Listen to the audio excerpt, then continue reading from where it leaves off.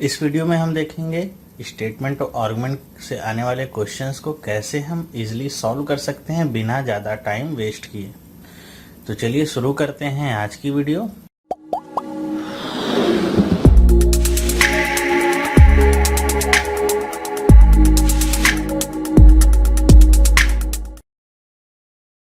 Hello, मेरा नाम है चंद्रहास। स्टडी स्मार्ट में आप सबका स्वागत है। दोस्तों, आप सबको पता होगा लॉजिकल रीजनिंग से आने वाला ये टॉपिक बहुत सारे स्टूडेंट के लिए कितना कंफ्यूजिंग होता है, पता नहीं चल पाता है इसे हम कैसे सॉल्व करेंगे और कहाँ कहाँ पे हमें ध्यान रखना चाहिए। इस वीडियो के द्वारा मैं आपकी थोड़ा हेल्प करने की कोशिश करूंगा कि आप इस तरह के क्वेश्चंस को कैसे समझ सकते हैं और कैसे सही आंसर पे टिक लगा सकते हैं ज़्यादा टाइम वेस्ट किए बिना। तो चलिए देखते हैं इसमें क्या क्या आता है। सबसे पहले हम थ्योरी पार्ट को डिस्कस कर लेंगे। थ्योरी पार्ट को डिस्कस करने के बाद हम इससे लगभग 7 से 8 क्वेश्चंस की भी प्रैक्टिस कर लेंगे, जिससे आपका जो कॉन्सेप्ट है वो थोड़ा सा क्लियर हो जाएगा। जैसा कि ये नाम से ही क्लियर है, इसे लॉजिकल रीजनिंग कहते हैं। तो ये पढ़ा पाना और समझा पाना इसे थोड़ा सा मुश्किल होता है, क्योंकि ये हर एक पर्सन के IQ लेवल या आप कह लीजिए कॉमन सेंस पे डिपेंड करता है। फिर भी मैं अपनी तरफ से पूरी कोशिश करूंगा कि आपको ये समझ में आ जाए। देखिए इसमें क्या क्या आता है। एक तो होता है आपका स्टेटमेंट और दूसरा क्या होता है आपका आर्गुमेंट। स्टेटमेंट क्या होगा, जो बात कही जाएगी उसे क्या कहेंगे हम, स्टेटमेंट की ये बात कही गई है। और आर्गुमेंट क्या होता है, जैसे हमने एजम्पशन में देखा था कि एजम्पशंस क्या होते थे, स्टेटमेंट को कहे जाने के पीछे का जो रीजन होते थे कि आपने क्या सोच के वो स्टेटमेंट दिया है। आर्गुमेंट्स क्या होते हैं, अगर मैं स्टेटमेंट को एक एक्शन की तरह ट्रीट करूं कि एक्शन लिया गया है, तो आर्गुमेंट्स क्या होते हैं, आर्गुमेंट्स होते हैं आपके रिएक्शंस, कि आपका जो आपने जो एक्शन लिया हुआ है उस एक्शन का रिएक्शन क्या आ रहा है, वही आपका क्या होता है आर्गुमेंट। ओके, तो स्टेटमेंट आपका क्या होता है, मोस्टली केसेस में ये 3 टाइप्स के होते हैं। या तो आपका वो सोशल होगा, या पॉलिटिकल होगा, या तो एजुकेशनल होगा। मैं नहीं कह रहा हूं कि इन्हीं तीनों में से ही आएंगे, लेकिन 99% केसेस में इन्हीं तीनों टॉपिक से ही आपके स्टेटमेंट्स दिए रहते हैं। अब देखिए आर्गुमेंट की अगर मैं बात करूं तो या तो वो स्ट्रांग होगा या फिर वीक होगा। ओके, या तो आर्गुमेंट स्ट्रांग होगा या वीक। तो स्ट्रांग और वीक आर्गुमेंट से मतलब क्या है हमारा, देखिए स्ट्रांग आर्गुमेंट अगर कोई होगा मतलब जो स्टेटमेंट कहा गया है उसके बारे में वो स्ट्रांगली उसे सपोर्ट कर रहा होगा या वो उसे स्ट्रांगली अपोज कर रहा होगा। आर्गुमेंट आपका पॉजिटिव और निगेटिव दोनों हो सकता है, लेकिन जो आपका स्टेटमेंट है वो हमेशा कैसे होता है, पॉजिटिव इन नेचर। मतलब कोई भी बात अगर आप कहते हैं तो क्या होती है, कुछ पॉजिटिव सेंस को लेकर ही आप उसे कहते हैं। ओके, तो इसको सॉल्व करना कैसे है, देखिए स्टेटमेंट जो भी होगा समझिए उसे आप कह रहे हैं, और आर्गुमेंट क्या होता है, दिए गए स्टेटमेंट का ही रिएक्शन होता है। और इसे जज कैसे किया जाएगा, इसे जज किया जाएगा थर्ड पर्सन के व्यू से। थर्ड पर्सन के व्यू से मान लीजिए अपने आपने ये स्टेटमेंट दिया है और उसके पीछे का ये आर्गुमेंट है, तो आपको थर्ड पर्सन की तरह सोचना होगा कि कोई तीसरा पर्सन अगर इस बात को सुनता है, मेरा स्टेटमेंट सुनता है, मेरा आर्गुमेंट सुनता है, तो वो थर्ड पर्सन क्या समझ पाता है कि दिया गया आर्गुमेंट आपका सही है या गलत है। तो थर्ड पर्सन का व्यू आपको सोचना होगा और उसी हिसाब से आपको आंसर्स करने हैं। ठीक है, तो चलिए पहले हम देख लेते हैं कि स्ट्रांग और वीक आर्गुमेंट्स रिलेटेड किन बातों का हमें ध्यान रखना चाहिए, फिर आगे हम क्वेश्चंस को डिस्कस करेंगे।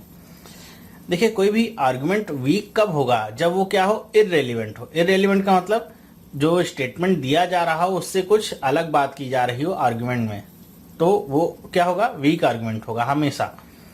फिर क्या है, हाफ एक्सप्लेन्ड हो या क्या हो, एम्बिगुअस हो। एम्बिगुअस का मतलब, या एम्बिगुअस कहूं या वॉक कहूं, इसका मतलब क्या कि अगर उसकी जो मीनिंग निकल रही है वो पूरी तरीके से ट्रू नहीं है या उसके कई सारे अर्थ निकल रहे हैं, तो ऐसे आर्गुमेंट्स भी क्या होते हैं आपके, वीक।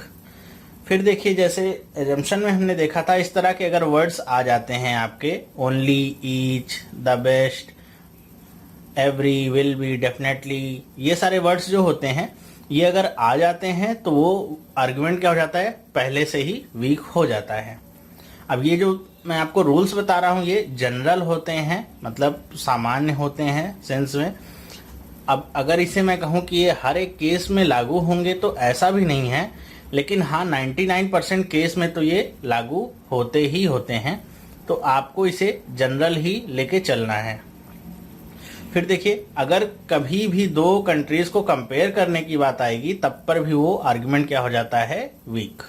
ओके, तो ये सारे आपके हैं वीक आर्गुमेंट्स के पॉइंट। इररिलेवेंट हो, हाफ एक्सप्लेन्ड हो, एम्बिगुअस हो या वॉग हो, जिसकी मीनिंग आपको सही से नहीं निकल के आ रही हो। ये सारे जो आपके एक तरह के यूनिवर्सल क्वांटिफायर वाले जो वर्ड्स होते हैं, ओनली, ईच, द बेस्ट, ये सारे आ जाएं तो ये भी आपके क्या होते हैं, वीक कर देते हैं आर्गुमेंट को। और जब भी दो कंट्रीज को कंपेयर करने की बात आएगी तब भी आर्गुमेंट क्या हो जाता है, वीक। चलिए अब देख लेते हैं स्ट्रांग आर्गुमेंट किसे कहेंगे या किन किन बातों के लिए स्ट्रांग हो जाता है आपका आर्गुमेंट। तो अगर कोई आर्गुमेंट आपका क्या हो, यूनिवर्सल ट्रूथ हो, तो वो क्या होता है, एकदम स्ट्रांग आर्गुमेंट होता है। कोई भी यूनिवर्सल ट्रूथ होता है जिसे नकारा नहीं जा सकता है, वो क्या होता है, स्ट्रांग आर्गुमेंट। कभी भी अपना जो कंट्री है उसके डिफेंस के बारे में बात की जाएगी तो वो भी क्या होता है, स्ट्रांग आर्गुमेंट। लेकिन ध्यान रखिएगा कि जब भी डिफेंस के बारे में बात की जाए वो पॉजिटिव सेंस में होनी चाहिए और उसके पीछे का जो आर्गुमेंट है वो कुछ मीनिंग रखना चाहिए, वॉग नहीं होना चाहिए, एम्बिगुअस नहीं होना चाहिए। फिर क्या है, इंफ्रास्ट्रक्चर डेवलपमेंट ऑफ कंट्री जब बात की जाए तो भी हमारा क्या आर्गुमेंट क्या होता है, बहुत ही स्ट्रांग होता है। इसी तरह अगर एजुकेशनल डेवलपमेंट की बात की जाए तो भी क्या होता है, आर्गुमेंट हमेशा स्ट्रांग होता है। फिर वही सिक्योरिटी की अगर बात की जाए कंट्री की तो भी क्या होता है, आर्गुमेंट स्ट्रांग होता है। और देख लीजिए, अगर कॉमनली एक्सेप्टेड आपका कोई भी आर्गुमेंट है जो सबके द्वारा एक्सेप्ट किया जा रहा है या बहुत ही स्ट्रांग फीलिंग का आर्गुमेंट है तो भी क्या होता है, वो स्ट्रांग आर्गुमेंट ही होता है। फिर अगर आपका आर्गुमेंट डायरेक्टली रिलेटेड है टॉपिक से तो भी आपका क्या होगा, स्ट्रांग ही होगा। डीपली एनालाइज्ड है, मतलब बहुत ही अच्छी तरीके से सोचा गया है, तो भी क्या होगा, आपका आर्गुमेंट स्ट्रांग ही होगा।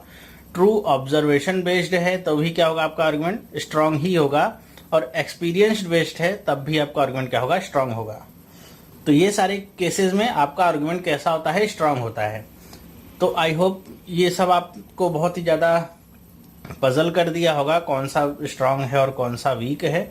देखिए, इसके बारे में मैं आपसे केवल 2 लाइन कहना चाहूँगा कि अगर आपका कॉमन सेंस बहुत अच्छा है तो आपको ये सारे पॉइंट्स याद करने की ज़रूरत ही नहीं है, बहुत ही ईजी आप इसको कर सकते हैं। कैसे करेंगे, चलिए मैं बताता हूँ आपको। बस आपको इतनी बात का ध्यान रखना है कि जब भी कोई आर्गुमेंट दिया जाएगा तो आपको खुद से सोचना है एक थर्ड पर्सन की तरह कि जो स्टेटमेंट ऊपर लिखा गया है और उसके लिए जो आर्गुमेंट दिया गया है, क्या दोनों में कुछ तालमेल बैठ रहा है या ऐसे ही बोल दी गई है बातें। बस इतना ही आपको ध्यान रखना है, बाकी की सारी चीज़ें बहुत ही ईजी हो जाती हैं आपके लिए। तो चलिए अब देखते हैं एग्जाम्पल्स को। एग्जाम्पल्स के थ्रू ही हमको ज़्यादा क्लैरिटी मिलेगी इस टॉपिक में। देखिए, पहला एग्जाम्पल आपके सामने क्या है कि should India make efforts to harness solar energy to fulfil its energy requirements. ठीक है, तो इंडिया के बारे में बात कर रहे हैं कि क्या भारत को सोलर एनर्जी के लिए और प्रयास करने चाहिए अपनी एनर्जी रिक्वायरमेंट्स को फुलफिल करने के लिए। तो ये आपका क्या है, स्टेटमेंट दिया गया है। अब आर्गुमेंट क्या दिया जा रहा है कि yes, most of energy sources used at present is exhaustible, कि जो भी हमारे अभी एनर्जी रिसोर्सेज यूज हो रहे हैं वो सारे के सारे क्या हैं, एग्जॉस्टिबल। एग्जॉस्टिबल का मतलब क्या, जो खत्म हो जाएंगे कुछ दिन बाद। ठीक है, जो अनलिमिटेड नहीं है, जो क्या है, लिमिटेड है। तो ये कह रहे हैं, पहला आर्गुमेंट दिया गया है कि हाँ, क्योंकि हमारे पास बहुत सारे जो इस समय एनर्जी रिसोर्सेज हैं या सोर्सेज हैं वो सारे के सारे क्या हैं, केवल लिमिटेड ही हैं, कुछ दिन बाद वो खत्म भी हो जाएंगे। तो इसलिए हमें सोलर एनर्जी को अपनाना चाहिए। तो देखिए, ये आर्गुमेंट जो दिया जा रहा है स्टेटमेंट के पीछे, देख के ही आपको नहीं लगता है कि क्या ये एकदम सही है, हमको सोलर एनर्जी को अपनाना ही चाहिए। क्यों? क्योंकि सोलर एनर्जी क्या है, अनलिमिटेड है, इन एग्जॉस्टेबल है, कभी खत्म नहीं होने वाला है, कभी खत्म नहीं होने वाला है। इसके पीछे ये तर्क मत दीजिएगा कि नहीं 4-5 अरब वर्ष बाद तो खत्म ही हो जाएगा, इतना हम डीप नहीं जाते हैं। ये पता है हमको कि बहुत दिन चलने वाला है, ओके। लेकिन जो हमारे एग्जॉस्टेबल रिसोर्सेज हैं, जैसे अगर मैं कोयला की बात करूं, पेट्रोल की बात करूं, 10-20 साल बस और चलेगा, उससे ज़्यादा तो और चलना नहीं है। तो ये आर्गुमेंट हमारा क्या है, एकदम ट्रू है, स्टेटमेंट को फॉलो करता है, स्टेटमेंट जो दिया गया है उसका पूरा लॉजिक यहाँ पे फिट बैठता है। दूसरा देखिए, कह रहे हैं no, harnessing solar energy requires a lot of capital which India lacks in. अब देखिए, आर्गुमेंट आपका पॉजिटिव भी हो सकता है और निगेटिव भी हो सकता है, बात ध्यान रखिएगा, लेकिन स्टेटमेंट हमेशा आपका क्या होता है, पॉजिटिव सेंस का होता है। कह रहे हैं कि नहीं, सोलर एनर्जी को अगर हम लेके आएंगे तो उसके लिए हमको बहुत सारा कैपिटल खर्च करना पड़ेगा, या उसके लिए बहुत सारे कैपिटल की रिक्वायरमेंट होती है और इंडिया में इस चीज़ की कमी है। तो देखिए, ये स्टेटमेंट आपका क्या है, एक तरह से वीक आर्गुमेंट है। कैसे वीक आर्गुमेंट है, क्योंकि हम यहाँ पे देश को आगे ले जाने की बात कर रहे हैं सोलर एनर्जी के द्वारा, जो हमारी एनर्जी रिक्वायरमेंट्स हैं वो फुलफिल होंगी। और दूसरी बात ये है कि जो सोलर एनर्जी होती है वो सबसे चीपेस्ट फॉर्म है एनर्जी की, तो उसके लिए इतने ज़्यादा कैपिटल का बोझ भारत के ऊपर पड़ेगा नहीं। तो ये अपने आप में ही क्या हो जाता है, एक वीक आर्गुमेंट। तो बस आपको अपना कॉमन सेंस अप्लाई करना है, कौन सा आपका आर्गुमेंट ट्रू हो सकता है, कौन सा फॉल्स हो सकता है। बस ये देख लीजिए, जो आपका स्टेटमेंट दिया गया है, आर्गुमेंट जो आपको दिया गया है, दोनों आपस में मैच हो रहे हैं या नहीं हो रहे हैं। बाकी की चीज़ें बहुत ही आसान हो जाती हैं, बिल्कुल भी टफ नहीं होता है। चलिए देखते हैं दूसरा एग्जाम्पल। कह रहे हैं कि does India need so many plans for development. क्या इंडिया को बहुत सारे प्लान्स की जरूरत है डेवलपमेंट के लिए। देखिए, डेवलपमेंट की बात हो रही है स्टेटमेंट में। हमने देखा था अभी कि अगर किसी भी तरह के डेवलपमेंट की बात होती है तो उस तरह के आर्गुमेंट्स ट्रू होते हैं। ये स्टेटमेंट है, ध्यान में रखिएगा, आर्गुमेंट्स के बारे में बात हुई थी। तो कह रहे हैं yes, nothing can be achieved without proper planning. कह रहे हैं कि हाँ, कुछ भी बिना प्रॉपर प्लानिंग के अचीव नहीं हो सकता है। तो पढ़ के आपको समझ में आता है कि बात एकदम सही है, बिना किसी प्लानिंग के आप कुछ भी अचीव नहीं कर सकते हैं। आपकी मैं पढ़ाई की ही बात करूं, अगर आपको सक्सेस चाहिए, एग्जाम्स क्रैक करने हैं, तो आपको पूरा प्रॉपर प्लानिंग चाहिए। अगर प्लानिंग के बिना आप केवल रैंडमली पढ़ते ही जा रहे हैं तो फिर आपको सक्सेस मिलने के चांसेस बहुत कम है। मैं एकदम से मना नहीं कर सकता हूँ, किसी किसी की किस्मत भी बहुत अच्छी हो सकती है, लेकिन आपके चांसेस क्या है, 99% एकदम नहीं है कि आपका सिलेक्शन होगा, ठीक है। लेकिन आपने पूरा प्लान किया है तो आपके चांसेस क्या होते हैं, बढ़ जाते हैं। तो इस तरह ये आर्गुमेंट क्या होता है, आपका ट्रू हो जाता है, क्योंकि एकदम प्रॉपर सेंस में बात आपकी फिट बैठती है। फिर देखिए क्या करें, no, too much time money energy is wasted on planning. कह रहे हैं कि नहीं, बहुत सारा पैसा, समय और एनर्जी वेस्ट होता है प्लानिंग में। तो ये आर्गुमेंट कैसा है, आपका वीक आर्गुमेंट है। कैसे वीक आर्गुमेंट है कि जब हम किसी चीज को प्लान करते हैं तो प्लान किस लिए करते हैं, ताकि हमारा समय बचे, पैसा बचे, एनर्जी बचे। बचे इन द सेंस कि उसका हम पूरी तरीके से उपयोग कर पाए, मतलब कम से कम पैसा, समय और एनर्जी लगा के ज़्यादा से ज़्यादा आउटपुट हम ले पाए। तो उस तरह हम देखें तो यह हमारा आर्गुमेंट क्या हो जाता है, फॉल्स हो जाता है, या ये ट्रू नहीं होगा, ये इसे फॉलो नहीं करता है। ओके, बिना प्लानिंग के आप चले जाएंगे तो आपको बहुत सारा पैसा, समय, एनर्जी सब कुछ लगाना पड़ेगा। चलिए देखते हैं नेक्स्ट एग्जांपल क्या है। Should the prestigious people who committed crime unknowingly be met with special treatment. कह रहे हैं कि जो प्रेस्टिजियस पीपल हैं, प्रेस्टिजियस पीपल आप समझ सकते हैं जैसे आपके सेलिब्रिटीज लोग होते हैं, बहुत ही ज़्यादा विख्यात, प्रसिद्ध, वो जो अनजाने में क्राइम कमिट करते हैं उसके लिए उनको स्पेशल ट्रीटमेंट देनी चाहिए। ये आपका क्या है, स्टेटमेंट है। ओके, आर्गुमेंट क्या दिया जा रहा है इसके पीछे, जो स्टेटमेंट दिया गया है कि yes, the prestigious people do not commit crime intentionally, कि जो प्रेस्टिजियस पीपल होते हैं वो कभी भी इंटेंशनली क्राइम कमिट नहीं करते हैं। इंटेंशनली का मतलब जानबूझ के कभी भी क्राइम कमिट नहीं करते हैं। तो ये स्टेटमेंट आपको पढ़ के कैसा लगता है, समझ में आ गया होगा आपको कि ऐसा कभी ट्रू हो ही नहीं सकता है। किसी भी क्राइम के पीछे का इंटेंशन किसी का क्या है वो हम नहीं समझ सकते हैं, ठीक है। इंटेंशनली किया है या अनइंटेंशनली किया है ये हम समझ ही नहीं सकते हैं कि उसके पीछे का इंटेंशन क्या था। तो ये आपका आर्गुमेंट क्या हो जाता है, फॉल्स हो जाता है। और प्रेस्टिजियस पीपल जैसे लोगों की बात हो रही है तो इसका मतलब ये नहीं है कि वो हमेशा क्राइम जो करते हैं वो अनजाने में करते हैं।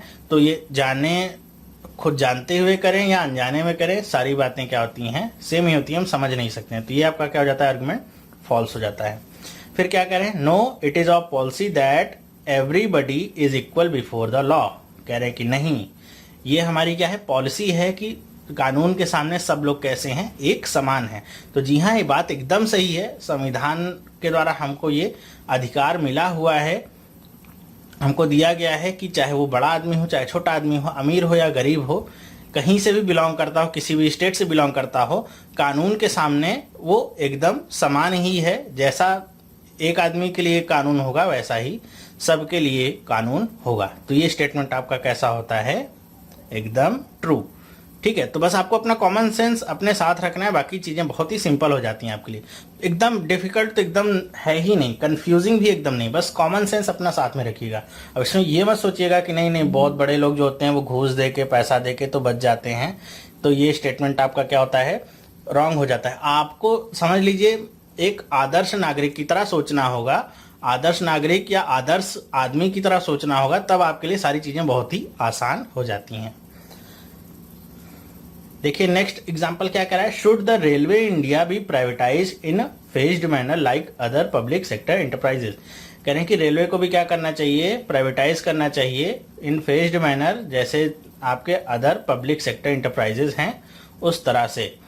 तो ये आपका स्टेटमेंट दिया गया है। आर्गुमेंट क्या है कि yes this is the only way to bring in competitiveness and provide better services to the public.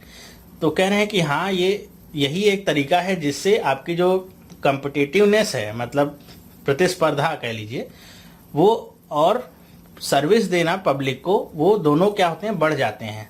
जैसे आपका अगर कोई प्रतिद्वंदी ही नहीं होगा, जैसे आप एग्जाम देने जा रहे हैं और केवल आप ही केवल एग्जाम देने वाले हैं और कोई है ही नहीं, तो आप पास हो चाहे फेल हो, चाहे 0 नंबर पाए चाहे नेगेटिव नंबर पाए, आपका सिलेक्शन तो पक्का ही है, क्योंकि और तो कोई है ही नहीं आपके साथ। लेकिन अगर आपके साथ और सारे लोग भी एग्जाम दे रहे हैं, तब आपको भी पढ़ना पड़ेगा और अच्छे से पढ़ना पड़ेगा, ताकि आप उन सारे लोगों से आगे निकल सकें। तो ये आपका आर्गुमेंट दिया जा रहा है। तो देख के ही ये आपको क्या लग रहा होगा? ट्रू लग रहा होगा नेचर में कि ये हाँ नहीं ये बात तो एकदम सही कह रहे हैं। लेकिन इसे ट्रू करने से पहले जरा इस एक वर्ड पे नजर डालिए, क्या लिखा हुआ है? ओनली। कि क्या सिर्फ यही एक तरीका हो सकता है कॉम्पिटिटिवनेस और सर्विस को बेटर करने का? तो जी नहीं। जब भी इस तरह के वर्ड्स आ जाएं, ओनली, द बेस्ट, ऑल, ये सारे वर्ड्स आ जाएं, तो आपका आर्गुमेंट क्या हो जाता है? वीक हो जाता है। खुद से ही सोचिए क्या केवल यही एक तरीका है? तो हम ऐसा नहीं कह सकते कि नहीं केवल प्राइवेटाइजेशन ही एक तरीका है ये सारी चीजें लाने के लिए। आप वैसे ही अपने रूल्स और रेगुलेशन सारे स्ट्रिक्ट कर दीजिए। जैसा कि आप आज के समय में देख ही रहे होंगे कि रेलवे अभी प्राइवेटाइज नहीं हुई, लेकिन उसकी हालत पहले से ज्यादा सुधर गई है। क्यों? क्योंकि आपका मैनेजमेंट थोड़ा अच्छा हो गया है, आपके लोग काम करने लगे हैं, वैसे ये हालत सुधर सकती है। तो सिर्फ एक यही तरीका है, ये कहना एकदम गलत बात है। हाँ ये एक तरीका है, अगर यहाँ पे ओनली नहीं लगा होता तो ये आर्गुमेंट आपका क्या होता? ट्रू होता। लेकिन सिर्फ अगर यहाँ पे लगा दिया गया कि नहीं सिर्फ और सिर्फ यही एक तरीका है, तभी आपका आर्गुमेंट कैसा हो जाता है? वीक हो जाता है। तो ये वीक हो गया, तो इसे हम फॉल्स कर देते हैं। चलिए पढ़ते हैं दूसरा। क्या कह रहे हैं? No this will pose a threat to national security of our country as multinationals will enter into fray. कह रहे हैं कि नहीं ये हमारी नेशनल सिक्योरिटी को क्या प्रदान करेगा? खतरा प्रदान करेगा, क्योंकि बहुत सारी मल्टीनेशनल कंपनियां भी आ जाएंगी इस क्षेत्र में। तो देखिए यहाँ पे बात तो हो रही है नेशनल सिक्योरिटी की।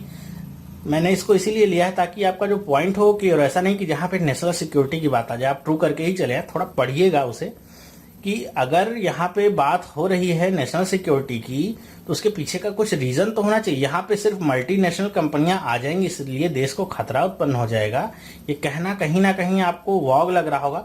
मतलब आपको पता नहीं है कि कैसे खतरा उत्पन्न हो जाएगा। क्या हमारे देश में मल्टीनेशनल कंपनीज नहीं काम कर रही हैं? अभी बहुत सारे क्षेत्र हैं जिसमें काम कर भी रही हैं। आपका चाहे एयरलाइन ले लीजिए, उसमें भी आपकी मल्टीनेशनल कंपनीज काम कर रही हैं। बहुत सारे क्षेत्र हैं जिसमें यहाँ तक कि डिफेंस में भी काम कर रही हैं। तो ऐसा नहीं है कि मल्टीनेशनल कंपनीज के आ जाने से हमारे देश को खतरा पैदा हो सकता है।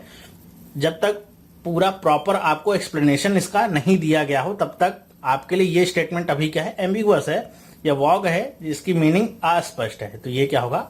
रॉन्ग होगा। ठीक है, तो ऐसे आपको पढ़ लेना है, देख लेना है कि क्या कुछ सेंस इसका आ रहा है आपके दिमाग में या नहीं। बस इसी हिसाब से आपको इसको ट्रीट करना है।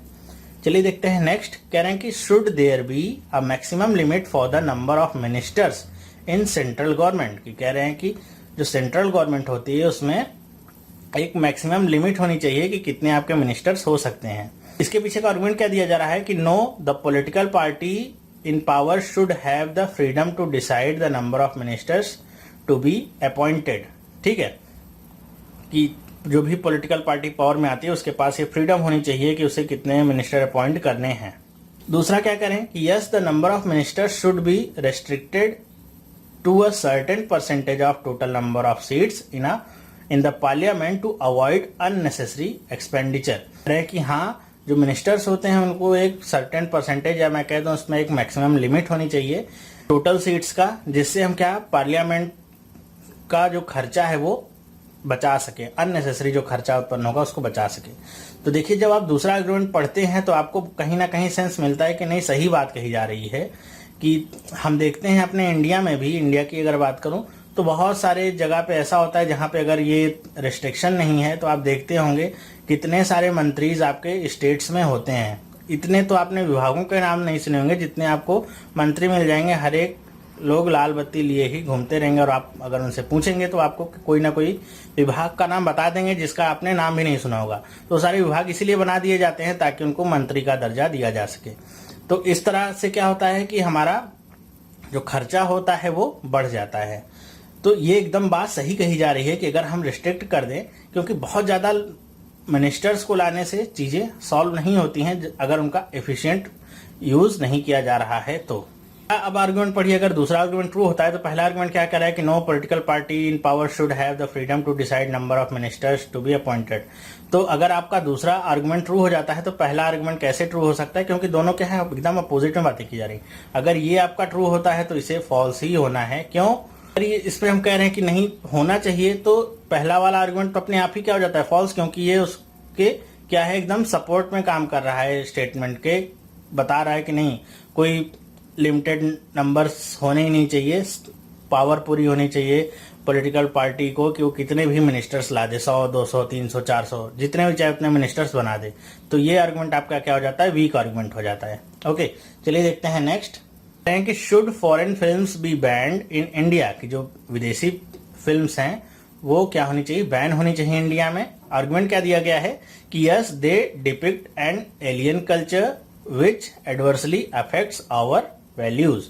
कह रहे हैं कि हाँ वो, अब यहाँ पे एलियन का मतलब वो नहीं परग्रही, एलियन का मतलब क्या होता है जो अपने देश से बाहर का, उसे हम क्या कहते हैं, एलियन। कि वो जो बाहरी कल्चर है उसे डिपिक्ट करती हैं, डिपिक्ट करना मतलब दिखाती हैं, जो कि हमारी वैल्यूज पे बुरा प्रभाव डालती हैं। ये आपका आर्गुमेंट है, ठीक है। फिर दूसरा देखिए क्या है argument, no foreign films are of high artistic standard. अब देखिए, अगर मैं दूसरे आर्गुमेंट से स्टार्ट करूं इसे बताना, तो किसकी बात की जा रही है, फॉरेन फिल्म्स को बैन करने की बात की जा रही है। तो दूसरा वाला आर्गुमेंट आपका फिट बैठ रहा है क्या कि फॉरेन फिल्म्स को बैन किया जाना चाहिए, तो उसके लिए क्या आर्गुमेंट दिया जा रहा है कि नहीं बैन किया जाना है। क्यों? क्योंकि foreign films are of high artistic standard, की वो हाई आर्टिस्टिक स्टैंडर्ड्स की होती हैं, इसलिए उन्हें बैन नहीं किया जाना चाहिए। तो फॉरेन फिल्म्स का मतलब सिर्फ हॉलीवुड की फिल्म से नहीं है, फॉरेन फिल्म्स में आपके इंडिया की बाहर की सारी पिक्चरें आ जाती हैं। तो यहाँ पे बात की जा रही है कि सारी की सारी क्या होती हैं, हाई आर्टिस्टिक स्टैंडर्ड्स की होती हैं। तो ऐसा बिल्कुल भी ट्रू नहीं है। केवल हॉलीवुड को अगर छोड़ दें हम तो बहुत सारे देश ऐसे हैं जहाँ पे बहुत ही लो क्वालिटी की मूवीज बनती हैं। तो ये आपका आर्गुमेंट कैसा हो जाता है, फॉल्स हो जाता है। चलिए अब देखते हैं ये आर्गुमेंट क्या है, सपोर्ट कर रहा है, क्या कह रहा है कि they depicts an alien culture which adversely affects our values, की वो विदेशी कल्चर को डिपिक्ट करती हैं जिससे हमारी जो वैल्यूज हैं वो खराब होती हैं। तो देखिए ये आर्गुमेंट भी आपका क्या है, फॉल्स है। कैसे फॉल्स है, देखिए यद्यपि जो फॉरेन पिक्चर्स हैं वो बाहर के कल्चर को डिपिक्ट करती हैं, लेकिन यही एक तरीका होता है कि जिससे हम बाहर के कल्चर्स के बारे में जानकारी और जुटा सकते हैं और ज़्यादा जानकारी इकट्ठा कर सकते हैं। तो अगर हम पिक्चर्स को ही बैन कर देंगे तो क्या होगा, ज़्यादातर लोग, आप कह लीजिए कि आपको देखना है तो आप चले जाइए वहाँ पे, तो कितने लोग जा सकते हैं आप बताइए, विदेश कितने लोग जा सकते हैं, बहुत ही कम। अगर मैं इंडिया की परसेंटेज की बात करूं तो ज़्यादा से ज़्यादा 2 से 4% लोग जा सकते हैं। बाकी लोगों के पास तो अपनी ज़िंदगी से ही फुर्सत नहीं है कि वो 2 वक्त की रोटी ही कमा सकें। तो अगर हम बैन कर देंगे इन सारी चीज़ों को, पिक्चर्स को, तो हमको विदेश के बारे में कोई जानकारी ही नहीं मिल पाएगी, कैसे वहाँ के लोग हैं, कैसा वहाँ का कल्चर है। तो ये भी आपका आर्गुमेंट कैसा हो जाता है, फॉल्स हो जाता है। हाँ, बैन करने के पीछे कुछ और वजह दी जाती तो वो एकदम सही होता कि जैसे आपकी अगर बात की जाए, अगर यहाँ पे आर्गुमेंट दिया गया होता कि नहीं, जो फॉरेन पिक्चर्स होती हैं उससे जो इंडिया की जो इमेज है उससे पे कुछ एडवर्स इफेक्ट पड़ रहा है, या कुछ देश विरोधी बातें बताई जा रही हैं उसमें, या लोगों को भड़काने की कोशिश की जाती है, लड़ाने की कोशिश की जाती है, तो वो आर्गुमेंट क्या होता है, एकदम ट्रू होता। लेकिन ये सारे आर्गुमेंट्स जो दिए जा रहे हैं बैन करने के पीछे, सारे के सारे इलॉजिकल हैं। बस आपको लॉजिक ढूंढना है इसमें। लॉजिक, अब इसका नाम भी क्या है, टॉपिक का लॉजिकल रीजनिंग। लॉजिक आपका अगर फिट बैठता है तो ही वो ट्रू होगा, लॉजिक नहीं है तो वो ट्रू नहीं हो सकता है। ओके, चलिए देखते हैं नेक्स्ट क्या करें। Should government close down loss making public sector enterprises. जो भी आपके पब्लिक सेक्टर इंटरप्राइजेस हैं जो लॉस में चल रहे हैं, क्या गवर्नमेंट को उन्हें बंद कर देना चाहिए। अब इसके पीछे आर्गुमेंट क्या दिए जा रहे हैं कि नहीं, जो भी उनके एम्प्लॉयज हैं वो सारे के सारे क्या हैं, अपनी जॉब, सिक्योरिटी, अर्निंग सब कुछ खो देंगे, और उसके बाद वो करेंगे क्या। अगर बंद हो जाएगी तो सही बात है, वहां पे काम करने वाले लोगों के पास काम भी नहीं होगा, सारा का सारा उनका पैसा जो कमा रहे हैं, अभी उनको सैलरी मिले, सारी की सारी बंद हो जाएगी, और उसके बाद वो करेंगे क्या। तो ये आपका आर्गुमेंट क्या है, एकदम सही बैठता है कि बंद नहीं करना चाहिए। फिर देखिए कहना है कि yes, in a competitive world the rule is survival of the fittest.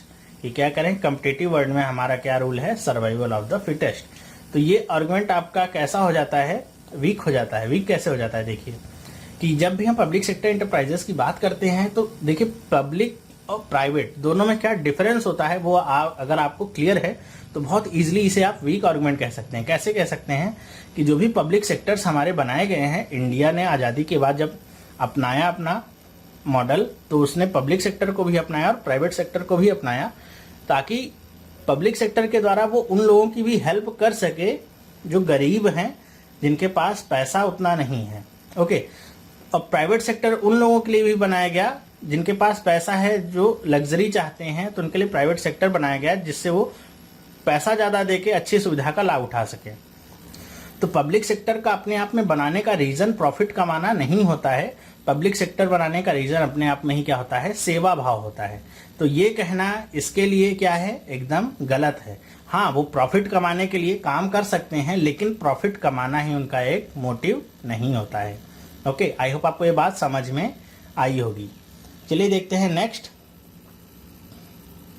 कह रहे हैं should all the annual examination up to standard 5 be abolished.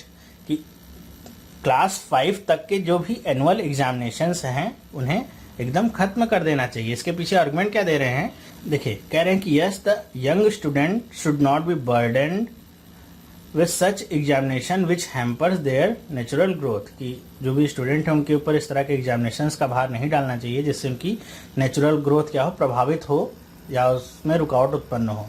क्यों, आपने देखा होगा कि आजकल क्या होता है कि बच्चों के पास खेलने का समय कम होता है और वो पढ़ाई में ही लगे रहते हैं, तो उनकी नेचुरल जो ग्रोथ है वो नहीं हो पाती है।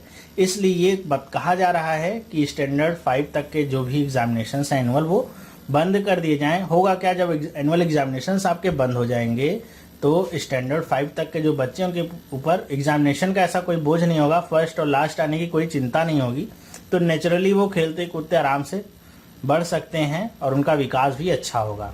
ठीक है, तो स्टेटमेंट को लॉजिकली ये फॉलो कर रहा है, तो अगर ये लॉजिकली फॉलो कर रहा है तो ये क्या होगा, अपने आप में ट्रू होगा।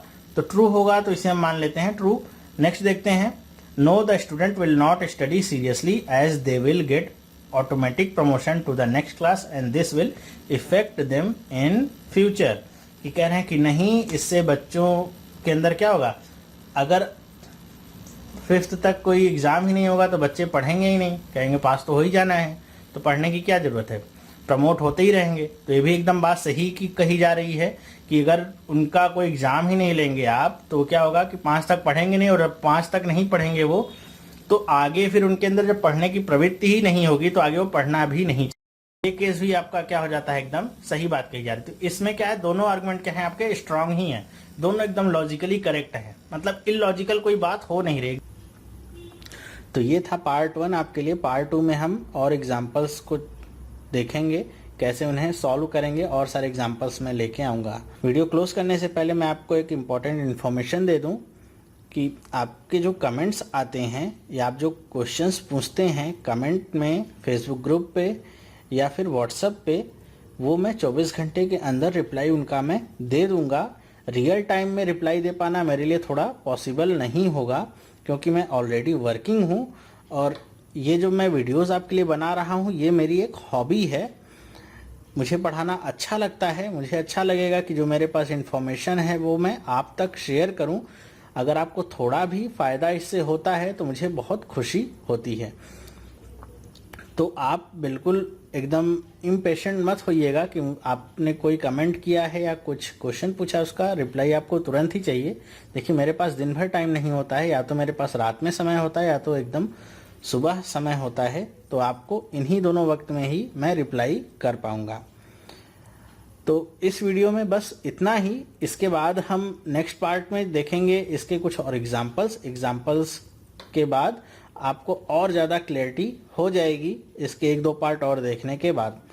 तो चलिए मिलेंगे अब हम नेक्स्ट पार्ट में। वीडियो देखने के लिए बहुत बहुत धन्यवाद आपका। अगर वीडियो पसंद आया है तो इसे लाइक, कमेंट और शेयर करना ना भूलें अपने दोस्तों के साथ, उनके साथ भी ये सारी इन्फॉर्मेशंस को ज़रूर बांटिए जैसे आपको ये मिल रही है। ओके, तो तब तक के लिए बाय।